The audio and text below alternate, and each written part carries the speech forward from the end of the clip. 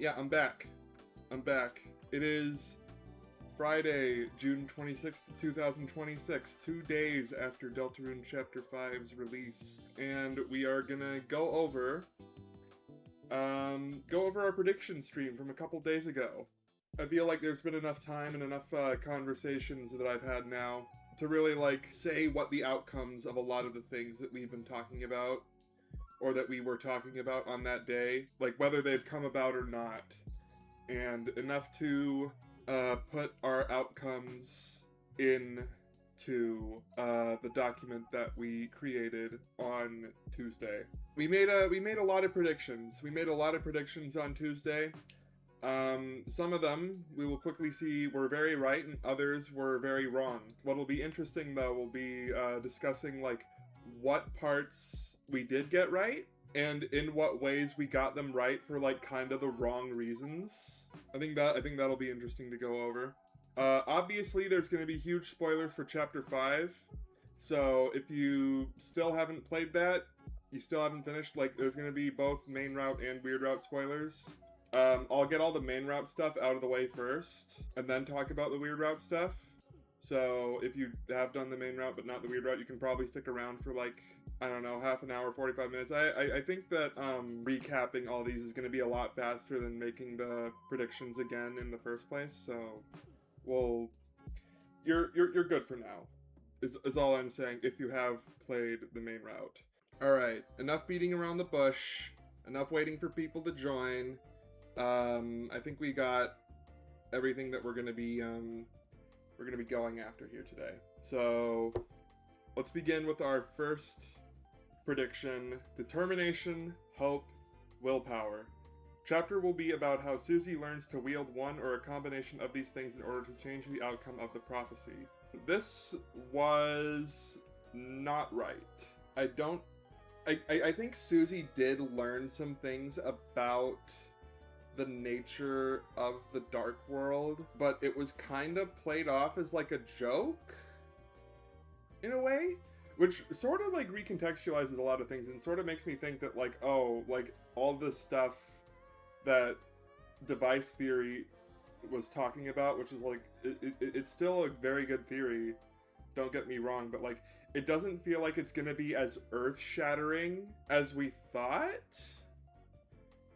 Because, Susie becomes aware of all the, video gamey stuff and doesn't seem to have, any reaction to it at all, which is strange to me. And it was sort of just, played off as a joke. It wasn't really, the main part of the whole, of the thing at all. I think it was more, trying to, I guess, getting Asgore out of his conspiracy funk and focus on things in front of him more than just maintaining a perfect world with his flowers and people who love him still, even if that love isn't exactly real.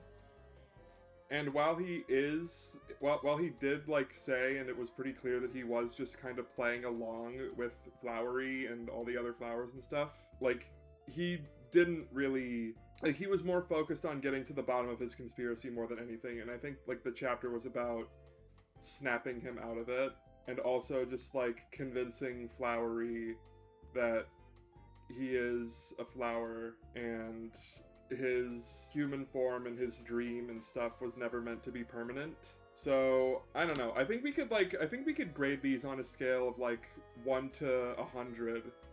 What do we give the prediction about the this first prediction about the plot? I say it's a 40. No, maybe closer to a 30. 30 out of 100. Chapter had a small amount of these themes present. It was more about Ralsei and Asgore than anything. trying to snap Asgore out of his never-ending desire to prove the existence of dark worlds. And I think that's how it was, like, on the surface. There's probably some more, like, subtextual stuff that I, like, haven't taken enough time to really think about and, like, replay for. So, yeah, I do have predictions from you two on here as well. Something Dumber and Turpo. I have both of you up here, but we'll go over yours in a second. Well, no, we'll go over yours, like, later, I mean. We'll go over Turpo's before we get into the Weird Route stuff, and we'll just go down the list and go over, Ellie's as soon as we get there. Okay, yeah, this is what I wanted to, this is what I really wanted to talk about. Prediction: main boss will be a Darkner that represents the gold flower in the light world. Outcome: 100%. I hit this one right on the fucking head. I called it. I called the fuck out of this one. This was a very specific fucking thing that I am very proud that I called out. I've thought that this was going to be like how it was gonna turn out for like a long time, and I feel very vindicated, even though I've never really been public with this thought until earlier this week. And the next one, other flowers will serve as voices in Asgore's ear. I was mostly right about this one too, because like the reason, but I was a little more vague with it. I was a little more vague with the other flowers being the voices in Asgore's ear, because I wasn't sure if they were going to be like actual recurring antagonists, or if they were just gonna be like Asgore's council or whatever. Because like I still had doubts in my mind that Toby wouldn't go through with the whole thing and make all 7 of his flowers antagonists, because like at that point you have so many characters to write into the narrative and you have to reuse them so many times that you just end up bloating the length of the chapter and sort of making it feel drawn out. And I'm like, how does he do that without running the risk of making the chapter too long? And it turns out he didn't do that at all. He made the chapter exceedingly long, in my opinion. I think it was like a bit drawn out. Like by the time we got to Flower Castle, like, and by the time I found out that there was gonna be like shit on the roof, I'm like, okay, man, come on, let's wrap it up, dude. And like, don't get me wrong, I didn't hate any of it. It was very good, but like, it did feel a bit drawn out. I think there were too many characters in this one. Not to say that I didn't like the flowers. They were nice. I liked them. Yeah, 12 door warps was like a lot to take in. I'm like, oh, there's a door here, there's a door at the cliffs, there's a door in the field. Okay, there's just gonna be like a trivial door. Then it's like, no, there are sub-menus for the fast travel menu, which is kind of nuts. Still, this other flowers will serve as voices in Asgore's ear. I'm gonna give this one a 95, because I wasn't like specific enough on whether I didn't want to commit on saying like these were gonna be our recurring characters, our recurring boss fights, any shit like that, because I wasn't sure about the nature of like this chapter's gimmick. Yeah, Flowery was like Asgore's primary, yeah, you know what Turpo said. Let's put this one down as a 95 out of 100 and say I wasn't specific enough in saying they were going to be boss fights. Alright, next prediction. Chris will rip out Soul at Festival to speak with Carol privately, leaving player to eavesdrop on Susie and Noelle's date. This isn't completely wrong, but it's mostly wrong. We did eavesdrop on Susie and Noelle's date in, like, a scene that I consider to be, like, top 3 in the entire game. Like, oh my god, that date scene was so cute. I love it. But, yeah, Carol didn't show up in this chapter at all. I wouldn't give it a 50. I'd give it a 30. I'd give it another 30. We did eavesdrop on date, but Soul was not ripped out. Carol also did not show up at all. I didn't say that Carol would necessarily show up. I didn't say that we were going to see Carol, because Carol so far has been a very elusive character. But Carol did, like, technically speak, but only through Noelle because of the phone call and stuff. Yeah, I was, yeah, like, let's not talk about that one until we get to it. I want to finish talking about the prediction that we're on first, and then we'll move on so that we can, like, continue this in a pretty structured manner, because, like, I don't want to talk about things out of order. Carol didn't show up. We did eavesdrop on the date. Chris was, like, kind of out of it, so, like, it's impossible to say whether, like, Chris knows about the date, because, like, they were kind of unconscious, but, like, I don't know. I think the soul doesn't really see a lot of things when Chris is unconscious anyway. I don't know. Tough to say. Yeah, Chris did... So, Chris did not convene with Carol. Alright, prediction. Noelle will join us in the Dark World, both in normal and weird routes. We just gotta talk about it here. This one is a 0. Granted, it was a very small prediction. It was like a very small, very specific prediction due to the possibility of a Dark World under the lake. Maybe, but we didn't see it. We didn't see the Dark World. Also, let's just not talk about that right now. We'll talk about that later. We'll talk about the weird route when we talk about the weird route. I've specifically left all the weird route stuff for the very end. But point is, Noelle was not in the Dark World at all. However, there is a big however here. Susie did signal her intent that she wants to bring Noelle to more adventures in the Dark World in later chapters. So it seems as though Noelle I could eat my shoe on this again, but I think it's basically confirmed at this point that Noelle is going into the Dark World in chapter 6. Susie prepared a room for her and everything. So, like, come on. However, it is being signaled hard that Noelle will join Dark World adventures in chapter 6 and 7. But we're not talking about chapter 6 and 7. I'm still leaving this one as a 0 because, like, I was specifically talking about chapter 5, and about chapter 5 I was completely wrong. I wasn't, like, expecting to be proven right either. I just thought that, like, the chance was more likely than not that Noelle would join, and it was, like, a very small but very, like, foundational idea that just didn't happen. Something dumber. Asgore is emperor while Carol is shogun type figure. This didn't happen. It didn't, like, completely happen. You could make the argument that Asgore was the emperor and Flowery could be the shogun, but, like, not really. He was more just trying to be, like, friends with Asgore, but I'm gonna give this one a 40. I'm not killing it because, like, Asgore was the king. Asgore was very much king of a castle. The only, like, just, like, because you got part of it right, but, like, the other thing, the whole Carol thing, didn't pan out. I didn't think Carol was ever going to be in the Dark World, but this is your prediction, not mine, so we're just going to go over it with what it is. Asgore was a kingly figure in the Dark World, just Carol did not show up at all.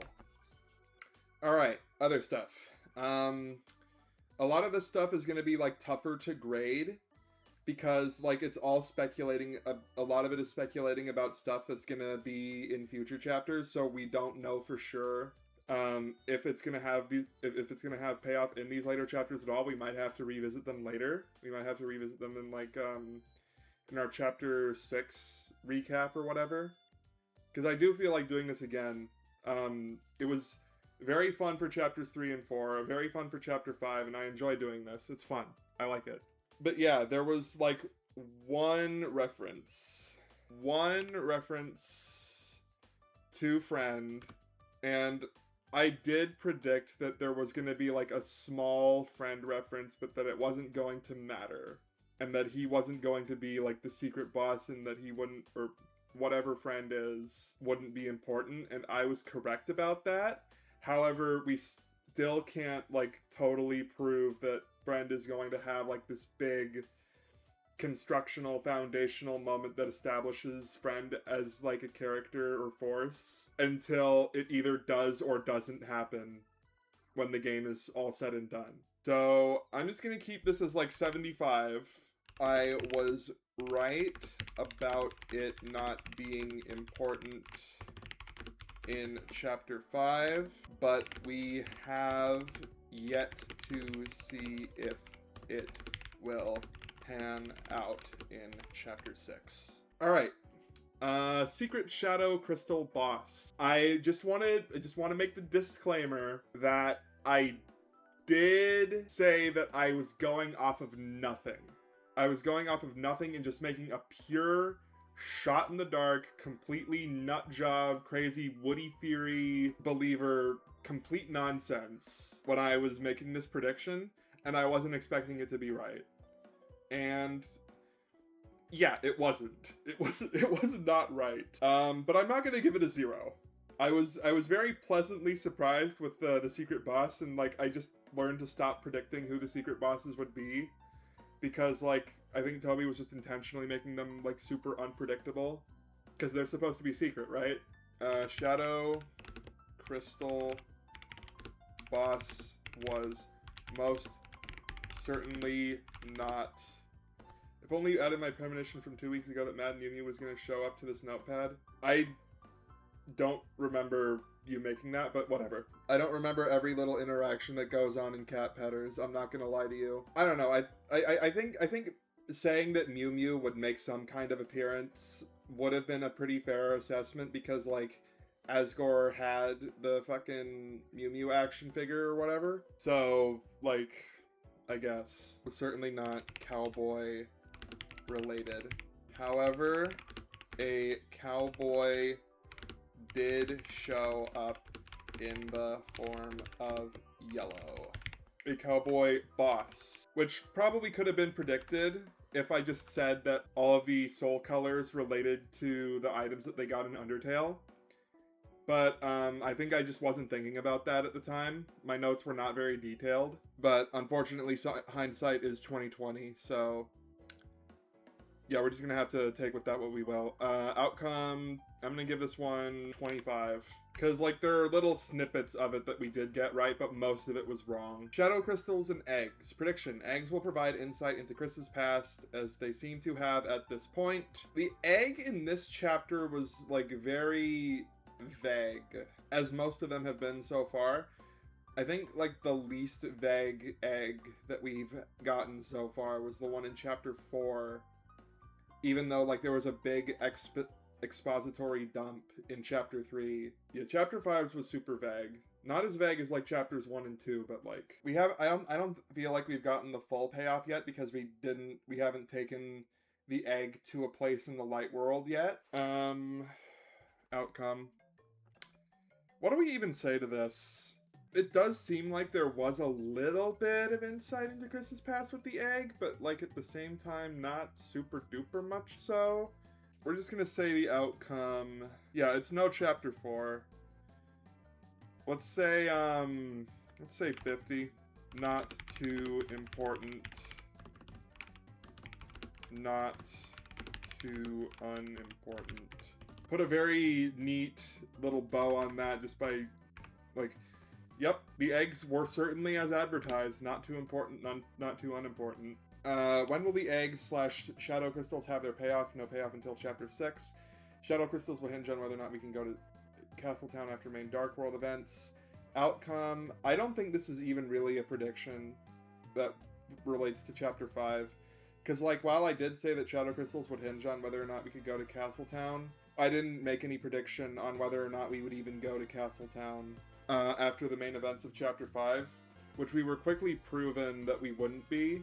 If I'm remembering correctly, I think I might have, like, signaled toward me not believing that we would go back to the castle town after Chapter 5's main events, but yeah, I'm just going off of what we got here, so I'm just gonna give this one, like, I'm gonna give this one a 40. I didn't even make a firm prediction about this, and most of it has yet to be proven anyway, because I was speculating about Chapter 6 events. However, partial credit has been given because they both did not get payoff in Chapter 5 specifically. I think that's a pretty good synopsis about this one. Alright, lighthearted chapter talk. Prediction. Ralsei desperately wants Susie and Chris to have a good time, but events that have already happened will be tough to ignore. At the same time, most of the story will surround events that won't be as impactful to the main conflict as Chapter 4. We'll just ignore the part about where we talk about Chapter 6, because this is another Chapter 5 question that goes into 6 and 7. Outcome? No. Not really. Ralsei actually did not... Ralsei was very, like, uninterested in, like, the fun part of, Chapter 5's Dark World because it was flowery, and Ralsei seems to really not like flowers. And I'm not sure what kind of shared past he has with Flowery, because they do feel like old chums. Ralsei and Flowery almost have, like, the Spamton Tenna kind of relationship, if that makes any sense. Not like there's, like, not that I think that there's, like, romantic undertones between the two, but, they do feel like they had some kind of, like, relationship in the past that involved them falling out, or at the very least knew each other and were enemies. But, no, it wasn't Ralsei wanting Susie and Chris to have a good time. If anything, I think it was, like, Susie trying to desperately, like, cling on to the budding relationship that she has with Noelle. And, like, Susie honestly kind of takes a backseat in this chapter.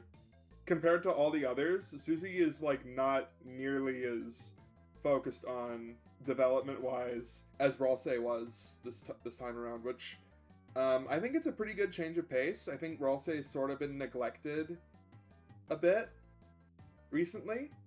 Or not recently, like, even just since chapters 3 and 4, he's been getting a little bit. He got, like, little trickles of character development in chapters 3 and 4, but chapter 5 was really, like, when the floodgates opened for him.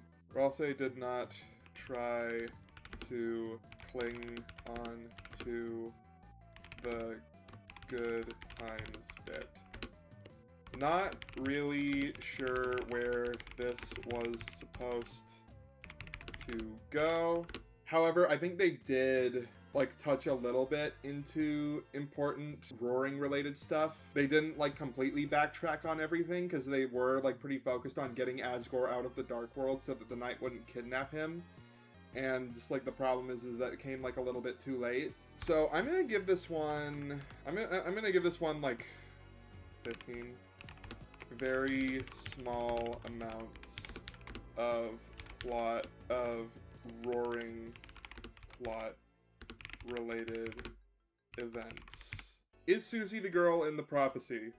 Here's another interesting little bit that we talked about that isn't fully related to chapter 5, but events in chapter 5 lead me to sort of cling on. Yeah, it was not mentioned a single time in this chapter, but, like, even just based on the events that happened in chapter 5, I feel a bit less convinced that Susie isn't the girl in the prophecy now, because it doesn't feel like it's that super important anymore. Maybe it's just because chapter 5 was a bit more lighthearted and didn't take questions like this super seriously in the first place. But so far, I think my prediction on this is kind of wavering. I'm not gonna give this one a score, but I am less convinced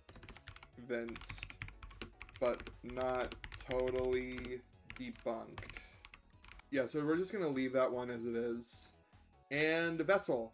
I still don't think the Vessel is going to be of major importance. At most, there will be a passing reference or picture of it in chapter 6 or 7.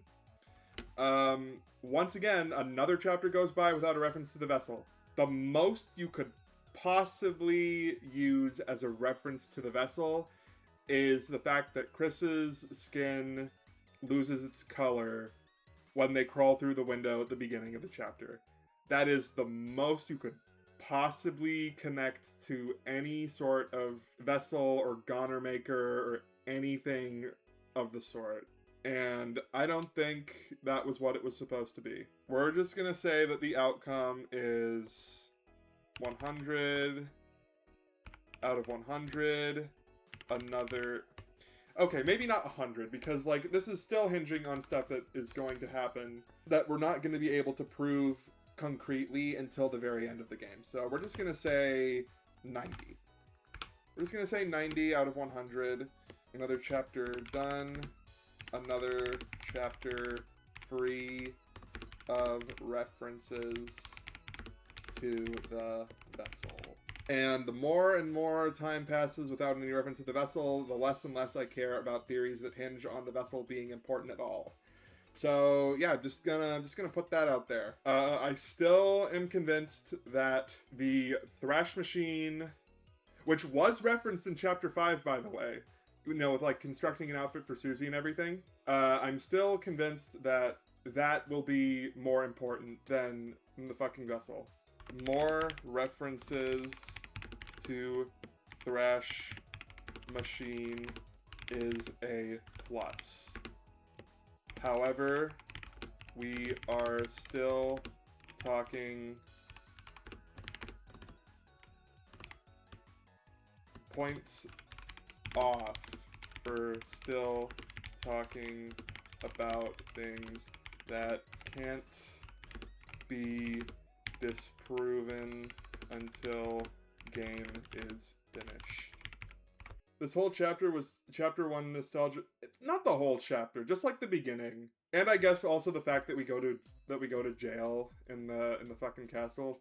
But like it doesn't feel entirely like chapter 1 nostalgia bait. It was like, yes, obviously the fucking Field of Hopes and Dreams or whatever. The Garden of Hopes and Dreams. Point being, Thrash Machine is not coming back. It's run its course. Yeah, I don't think the Thrash Machine is going to come back in Chapter 6. No, I think that would be kind of stupid. But, like, Chapter 5 is more of a funny chapter. So we're just going to keep this how it is. 90 out of 100. Points off for still talking about things that can't be disproven until the game is finished. Thrash Machine is still more important than Vessel. All I'm saying. Jockington Goner Theory. I didn't interact enough with the book guy in the festival to even really, like, draw any conclusions to this. The fucking library was blocked off anyway, so I couldn't read any of the books upstairs, so that kind of sucks. Not a big fan of that. Yeah, I think Jockington was more legible this chapter than 4. That might have been on purpose, just to, like, just to sort of, like, prove that Jockington... Although, like, what the fuck is up with Jockington anyway? He's just kind of, like, inexplicably the most popular character in town, but, like, doesn't really even do anything. He's one of the only characters even referenced by name in the prophecy. So, yeah, we're just gonna put this one as fucking 20. Not proven, not disproven either. Time will tell. Alright, here's another one that I think we're gonna get quite a bit of points for. Rudy. It is strongly implied that Rudy died. It is strongly implied without saying outright that Rudy is dead. But we don't know for sure because we didn't see Noelle after she went to go check. However, I think we're gonna get like major points for this. Yeah, I am aware. I am aware of the Undertale alarm clock dialogue. And, like, that's kind of why... That's kind of why I've established the pattern in my head that, like, falling down in Undertale vernacular is like shorthand for like the equivalent of saying passed away or whatever. Like fallen down is their version of dying without like outright saying dying, because dying sounds like too doomy and gloomy. And also just like is also just Toby's way of avoiding directly saying he died. Maybe? Yeah, it could be. It could be that it could also be like comatose, because like if those monsters had like truly died, their dust wouldn't have lasted for very long.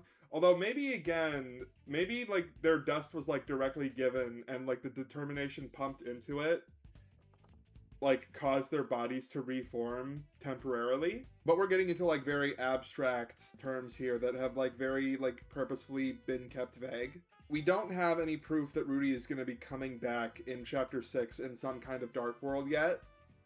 However, I'm going to give this one a 70. Rudy is implied to be incapacitated, if not outright dead. However, yet again, time will tell about Rudy in the Dark World. All right, last chance to those of you who haven't like looked over the Weird Route yet, who haven't watched it or done it themselves. We're gonna go back to we're gonna go back up here and talk about fucking, oh man, where did it say, where was I talking about the Weird Route? Was it here and I just like decided to just give it a 0? Or whatever. That's the only like reference to the Weird Route we've made so far. And I don't think we need to make any revisions to that. Okay. So, Weird Route. There's not as much here as there is on the normal route that we were talking about, but okay, prediction. Most of these predictions are pretty wrong. What the fuck is going to happen in the lake? It doesn't seem to be related to Noelle smiling, but it does imply something important will happen there. Prediction. Us taking full control of Noelle, leaving Chris without a soul, both of them being used up, as it were. As wrong as this one looks at a first glance, I don't think we can completely rule it out. However, Chris and Noelle were used up in a way. I think, like, how do I interpret this? I think they did drown. I think that was, like, their intention was to drown themselves so that they could, like, activate some kind of fail state and see beyond the pale, beyond the boundaries of the game. However, it's very difficult to tell like what exactly they were going for there. But what do we do? Yeah, that's kind of what I'm getting at here.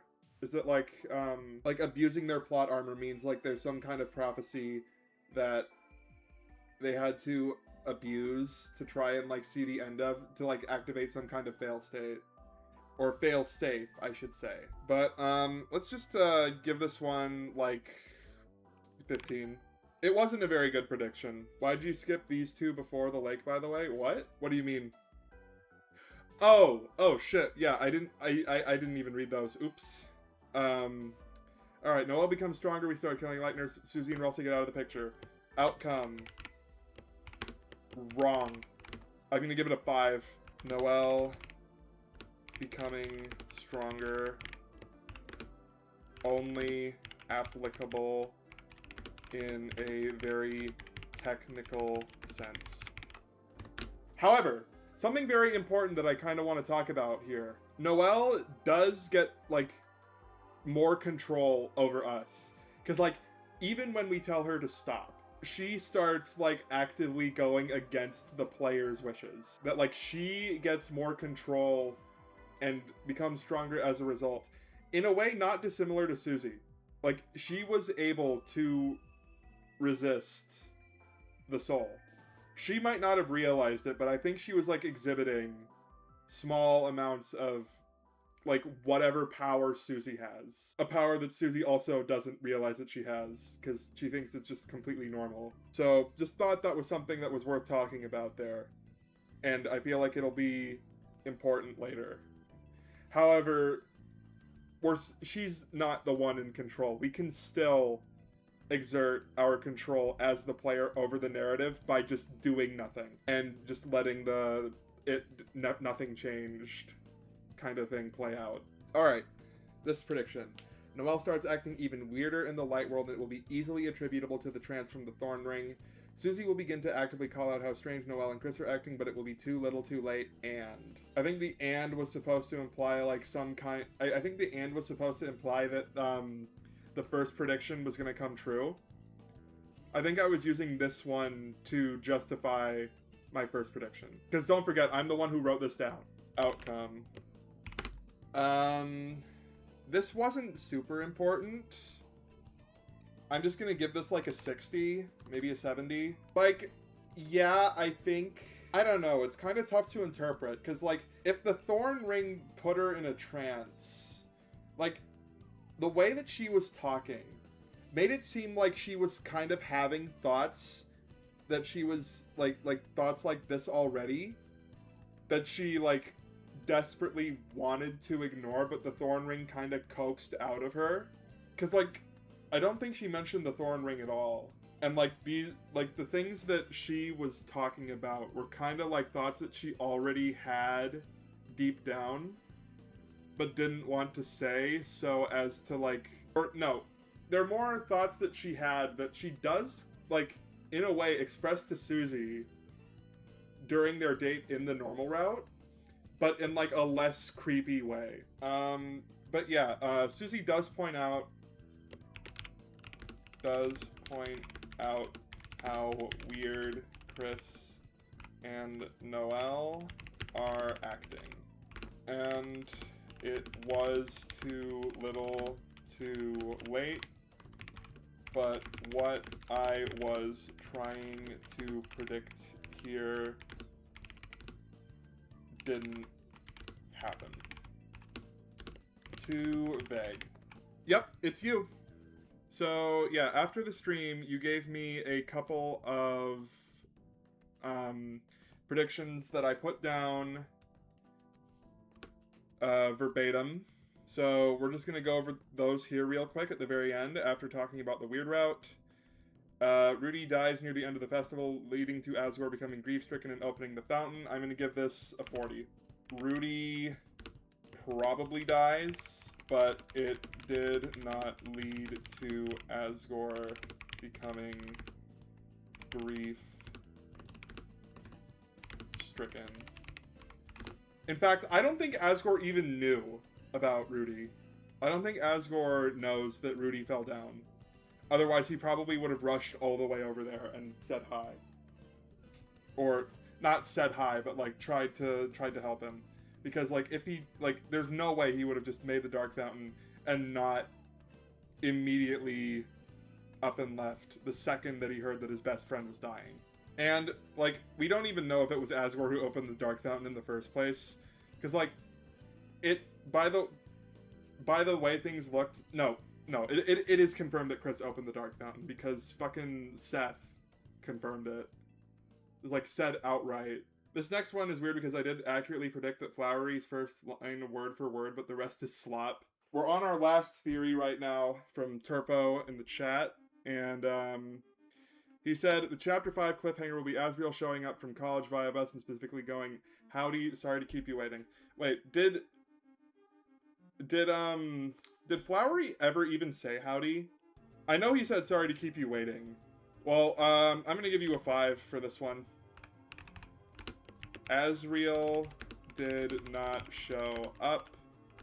That was not the end of the chapter. However, Flowery did say, sorry to keep you waiting. So that has to be worth something, I guess. Alright. Well, that was fun. We went over all the predictions. And, I'm just saying, these two right here, I am very proud of these.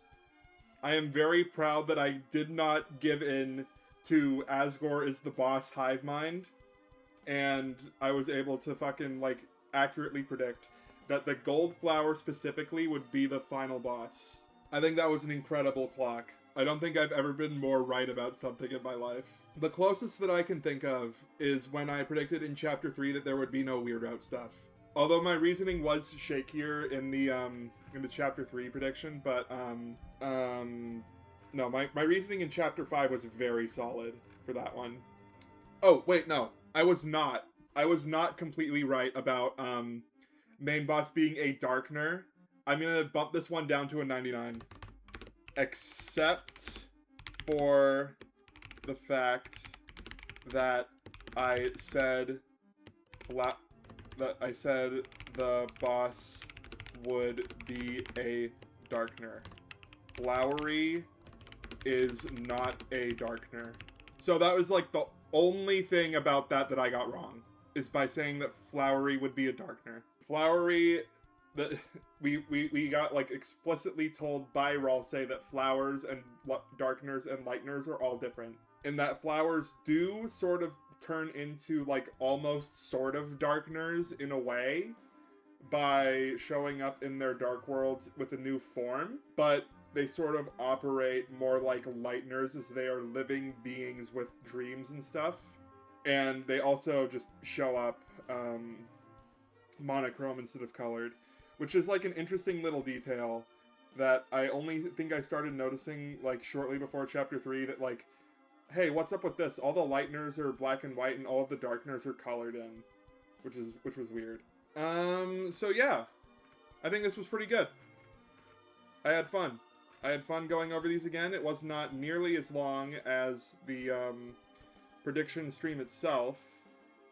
And yeah, I don't know. Maybe like next time I'll just fucking... First line other than the sorry to keep you waiting is howdy. Okay, so Turpo wasn't completely verbatim on that. It's howdy, sorry to keep you waiting. It's sorry to keep you waiting, howdy. But I'm still gonna give him the 5 points for that. I'm still gonna give him the 5 points. I don't give a fuck.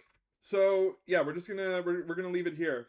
Thank you everybody for watching. I hope you all have a great day, and yeah, I'll come back sometime. I don't know, maybe I'll fucking like do some tier list slop where I like update my my like OST rankings or some shit.